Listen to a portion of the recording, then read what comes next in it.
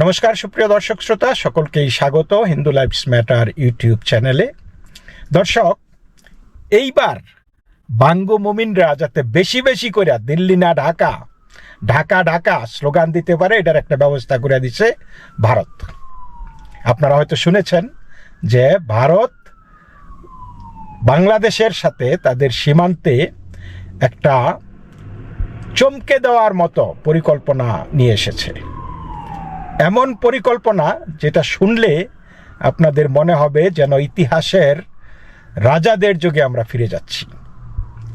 ভারত এখন ভাবছে সীমান্তে অবৈধ অনুপ্রবেশ ঠেকাতে নদী এবং জলাভূমিতে কুমির আর বিষাক্ত সাপ ব্যবহার করা হবে।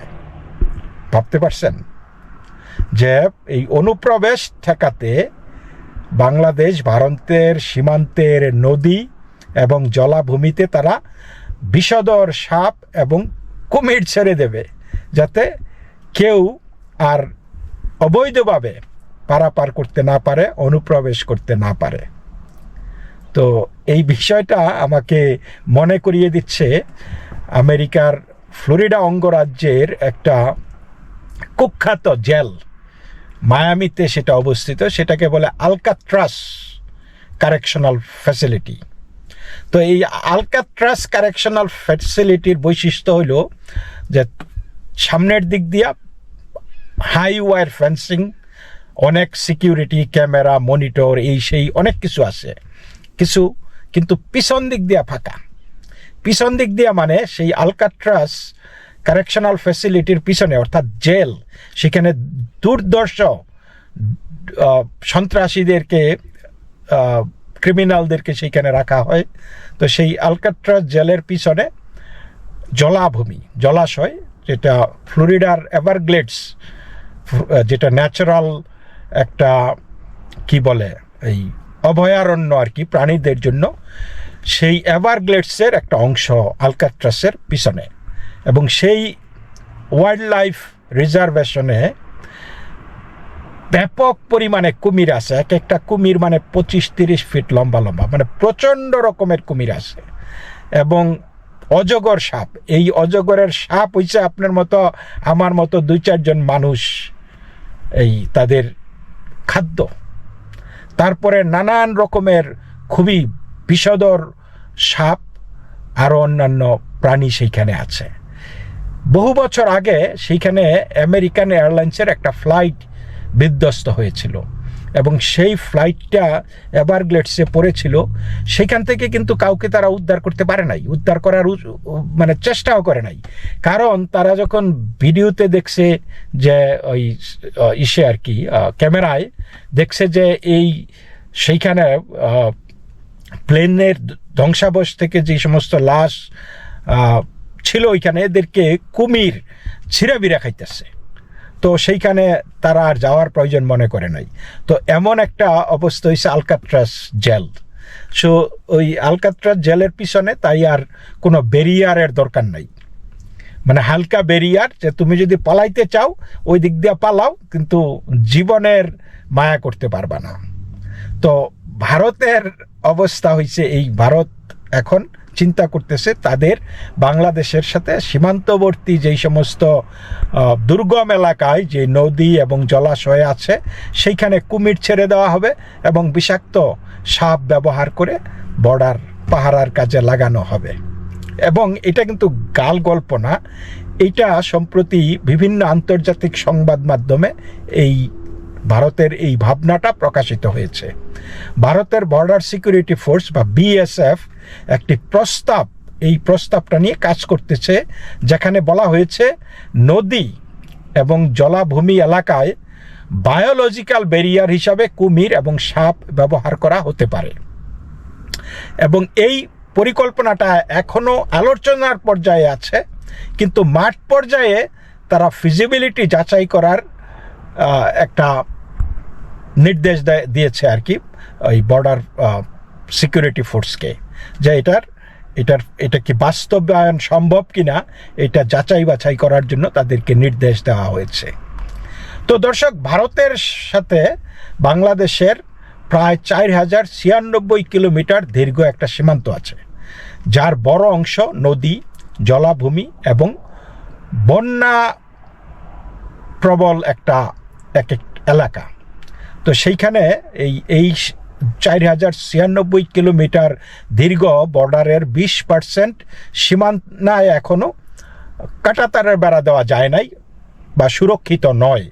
তারপরে আপনার মমতা ব্যানার্জির বিষয়ের সহিত বুঝনি, মানে কাঁটাতারের বেড়া তিনি দিবেন না। কি কারণে দিবেন না আমি জানি না। তিনি কি দেশ সংরক্ষিত থাকুক, সেফ থাকুক, সীমান্ত নিরাপদ থাকুক, এটা কি তিনি চান না? এটা তো প্রত্যেকটা দেশেরই উচিত যে তার সীমান্ত সুরক্ষা নিশ্চিত করা, কিন্তু না, সেটা দিবে না। আর তার চাইতে বড় কথা হইল যে বিশেষ করে নদী অঞ্চল এবং এইসব জায়গায় বা জলাভূমিতে, এগুলিতে তো এমনি বেড়া টেড়া দেওয়া যায় না, ফেন্সিং মোটামুটি কঠিন একটা অবস্থা আর কি। তো এখন প্রশ্ন হলো, ভারত এরকম অদ্ভুত পদক্ষেপের কথা কেন ভাবছে? তো একটু আসেন আমরা একটু চিন্তা ভাবনা করে দেখি। মানে যদি একটু গভীরে চিন্তা করেন তাহলে আপনার কাছে কারণগুলি খুব স্পষ্ট হয়ে যাবে। একটা ভৌগোলিক সমস্যা তো আছেই, সীমান্তের অনেক অংশে নদী আছে যা বারবার পরিবর্তিত হয়, মানে ওই কারণে, বন্যার কারণে পাহাড় থেকে যখন ঢল নেমে আসে তখন এই নদী এদিক সেদিক শিফট করে, ফলে সেখানে কাঁটাতারের বেড়া বসানো প্রায় অসম্ভব হয়ে পড়ে। কারণ দেখা গেল আপনি কাঁটাতারের বেড়া বসাইলেন, তারপরে এটা নদী হয়ে গেল, এটা একটা প্রবলেম। তারপরে অনুপ্রবেশ এবং চোরাচালান, এটা একটা সমস্যা। এই অনুপ্রবেশ এবং চোরাচালান ঠেকাতে তাদের এটা করতে হবে, কিছু একটা করতে হবে।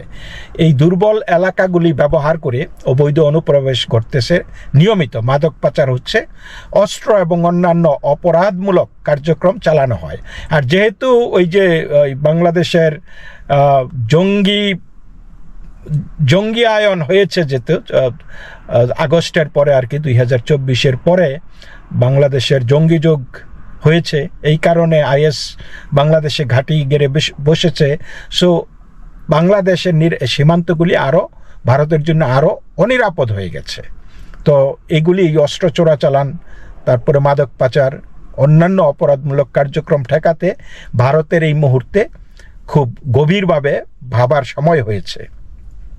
তারপরে এই ভারত ইতিমধ্যেই এই সমস্ত এলাকায় ড্রোন, নাইট ভিশন, সেন্সার ব্যবহার করতেছে।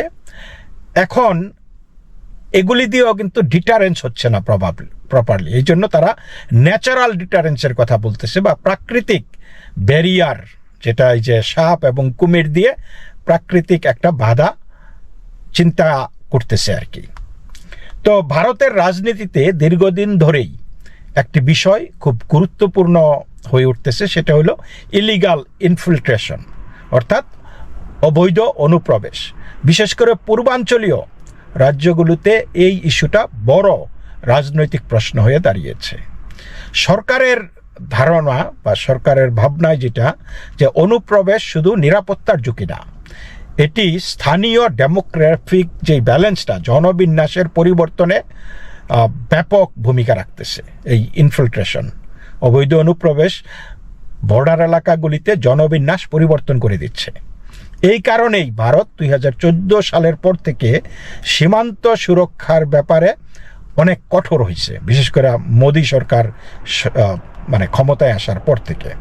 তো এইটা নিয়ে আমি ভাবছি যে এটা দারুণ একটা পদক্ষেপ, একটা ফাটাফাটি। আমি মনে করি একটা দেশের নিজের সীমান্ত রক্ষা করা সম্পূর্ণ বৈধ অধিকার। যদি ফেন্সিং করা সম্ভব না হয়, যদি কাঁটাতারের বেড়া দিয়ে দেওয়া না সম্ভব হয়, তাহলে বিকল্প পদ্ধতি খোঁজা এটা অস্বাভাবিক কোনো কিছু না। সেটা আমেরিকার বর্ডারে আছে, তারা মানে সেন্সর লাগাইছে, ড্রোন লাগাইছে, টহল দিতেছে, এবং অনেক জায়গায় তারা ফেন্সিংও করছে, কিন্তু অনেক জায়গায় ফেন্স দেওয়া সম্ভব না। তো সেই জায়গাগুলি কি করবে?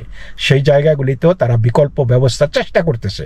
আমেরিকান বর্ডার কিন্তু এখনও পুরোপুরি সিকিউরড না। তো এরকম ভারতের বর্ডারও পুরোপুরি সিকিউরড না, বিশেষ করে যখন অনুপ্রবেশ হচ্ছে, চোরাচালান হচ্ছে, স্থানীয় জনসংখ্যার ভারসাম্য পরিবর্তন হয়ে যাচ্ছে। ডেমোগ্রাফিক ব্যালেন্সটা নষ্ট হয়ে যাচ্ছে, তখন এই মুহূর্তে দাঁড়িয়ে যদি সরকার কঠোর পদক্ষেপ নেয়, তা অনেকের কাছে কঠিন, অমানবিক, হৃদয় বিদারক, নানান অভিধায় আপনি এটা সংজ্ঞায়িত করতে পারেন, কিন্তু রাষ্ট্রের দৃষ্টিতে সেটা সিকিউরিটির প্রয়োজনেই করা হচ্ছে, মানে ন্যাশনাল সিকিউরিটির ইন্টারেস্টে এটা করতে হবে। তো এইটাও সত্য যে এই ধরনের পরিকল্পনা বাস্তবায়ন হলে মানবাধিকার এবং সাধারণ মানুষের নিরাপত্তা নিয়ে প্রশ্ন উঠবে, যে অনেক কারণে মানুষ বর্ডার ক্রস করে, এবং তাকে যদি কুমিরে খায়, বা আপনি ইলেকট্রিক্যাল ফেন্স লাগাই দিলেন, ইলেকট্রিক্যাল শক খাইলেন, বা সাপে কাটলো, মানে এই জিনিসগুলি এটা অনেক সমস্যার তৈরি করতে পারে। যেমন নদী একটা সীমান্ত না, কিন্তু নদী হয়েছে দুই দেশের মানুষের জীবনযাত্রার একটা অংশ। এই নদীকে কেন্দ্র করে মানুষ অনেক কিছু করে, একটা জনজীবন গড়ে ওঠে।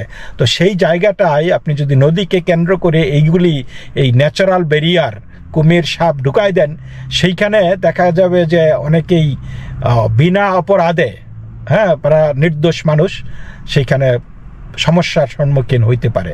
তো সব মিলিয়ে ভারত এখন এমন একটা পর্যায়ে পৌঁছেছে যে তাদের বলতে বাধ্য হচ্ছে যে যেখানে ফেন্সিং সম্ভব না, সেখানে নতুন পদ্ধতি লাগবে।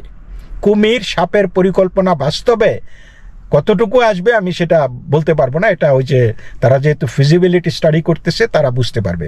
তো কিন্তু এইটা পরিষ্কার যে সীমান্ত নিরাপত্তা এখন ভারতের জন্য সর্বোচ্চ অগ্রাধিকার। তো আপনাদের কি মনে হয় দর্শক, এই ধরনের পদক্ষেপ কি যৌক্তিক, নাকি এটা অতিরিক্ত পরিমাণে কঠোর? কমেন্টে আপনাদের মতামতটা জানাবেন। ভিডিওটা ভালো লাগলে লাইক দিবেন, শেয়ার করবেন এবং সাবস্ক্রাইব করতে ভুলবেন না। চ্যানেলটা আপনারা যারা দীর্ঘদিন ধরে দেখতেছেন, ভালো লাগে তো ভিডিওগুলা, বা যারা নতুন এসেছেন তাদেরকেও স্বাগতম জানাই। তো চ্যানেলটা সাবস্ক্রাইব করে পাশে থাকবেন, আর আপনার যাতে আমার ভিডিওগুলো নিয়মিত আপনারা পান। তো একটা অভিনব একটা